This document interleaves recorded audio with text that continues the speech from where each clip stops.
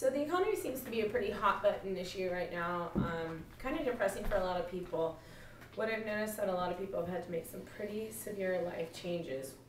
And a lot of people are in need and have never had to ask for help before in their lives. The Department of Human Services in Oregon has actually reported in the past 2 years that those in the ranks of food stamps, or those applying for food stamps and recipients, the numbers have actually doubled, which is pretty significant. Consequently, the food banks have dwindled in their supplies and are experiencing less and less donors. Not to mention the fact that the food that comes out of the food banks is not necessarily always healthy. Very few food banks donate produce, and that's, you know, something that we all need for sustainable living. Growing Gardens is an amazing local organization that brings growing organic produce to the homes of low-income people, as well as to community groups through education, donation of supplies, mentoring, and follow-up supportive supplies for up to 3 years.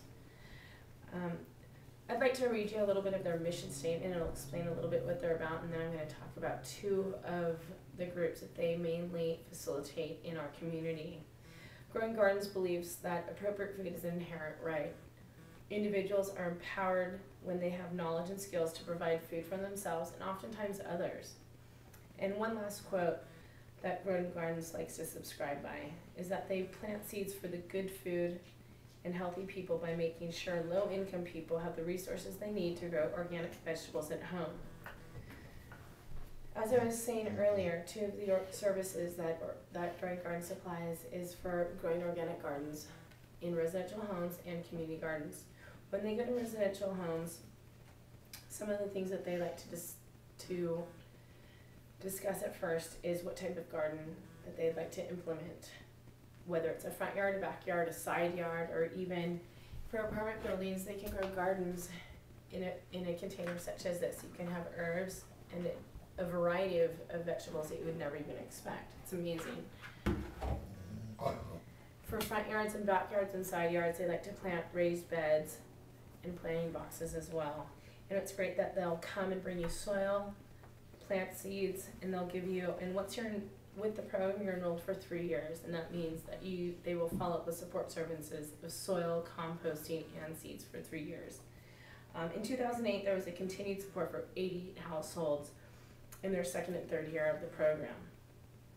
Seeds, plants, compost bins, tools, soil amendments, and education through experienced volunteer mentors, educational newsletters, and workshops in the Learn and Grow program assure success for home gardeners. Also in 2008, Growing Gardens connected 35 volunteer mentors to beginning gardeners and put in over 2,500 hours of volunteer services for home gardeners in their program. 2 other great statistics I'd like to report to you is that 77% of home gardeners saved money on food as a result of their garden, and 75% increased their daily fruit and vegetable consumption as a result of their gardens. These are some pretty amazing facts if you think about it, like figures that clearly exhibit the benefits of organic gardening. Fortunately, Growing Gardens has had some equally important involvement in the community and results on a larger scale as well. The second group of services from Growing Gardens that I want to share with you is their community involvement with schools and public gardens. Much like the services have offered in the residential level, Growing Gardens offers informational, mentoring, and support services on this all-around community level. Growing Gardens works with community services, or the community through school programs, aptly named the Youth Grow program. This program was set to encourage the next generation of veggie eaters and growers to eat healthy. With obesity as one of the #1 health problems for kids in America today, this is a great opportunity for schools and kids to become involved with. At least 75% of Youth Grow after-school programs were liking food from the gardens that they were growing from.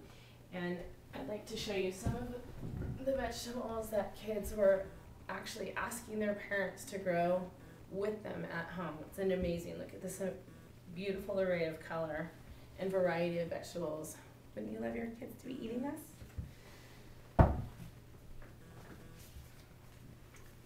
And what's great to hear is that 320 Elementary age students participate in the after-school program and summer gardens, and actually 80 to 100% of the kids were saying that they would like to have these types of food gardens at home. Growing gardens also helps the public, as I mentioned earlier. They give out seed packets, plant clippings, and has developed neighborhood networks of home gardens to provide peer support and mentorship among neighbors. Last year alone, Growing Gardens distributed over 2,000 plant starts and 3,500 seed packets. The volunteers numbered up to 600 plus throughout the year. That's a pretty staggering amount of people. Conclusion. In conclusion, Growing Gardens provides an amazing opportunity for low-income households and community groups to grow their own organic gardens.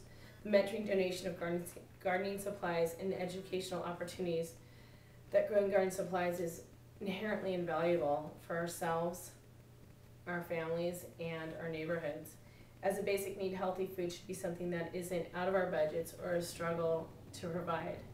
Bringing the opportunity to grow organic produce in any type of residential setting, school, or community garden is not only providing a means of healthy diet, but a means of doing so together with our families, classmates, and our neighbors. Woo!